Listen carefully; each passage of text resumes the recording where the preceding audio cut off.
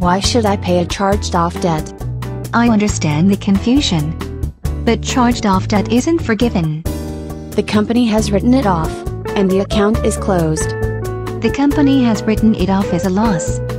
And they probably sold the debt to a collector, who has the right to pursue you until the statute of limitations. Unless I go bankrupt. If you're going bankrupt, you need to include the discharged debt in the listing. How do I find out whether the debt is charged off? Who has the right to collect? That information will be on your credit report. It will show the charge off and the debt collector who got it. Why would I want to pay a charged-off debt?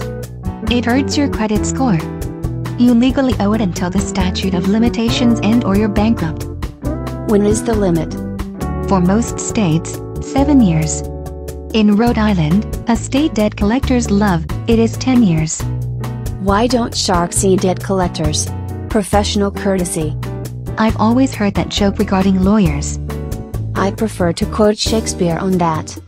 While a paid charge-off and an unpaid one hurt your credit score just as bad, lenders who see lots of unpaid debt won't loan money to you.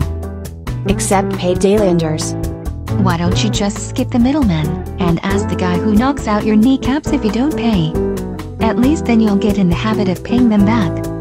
Some lenders may not care about the charge-off, and just charge me a higher interest rate. If your credit report doesn't matter, what about karma? You did spend the money.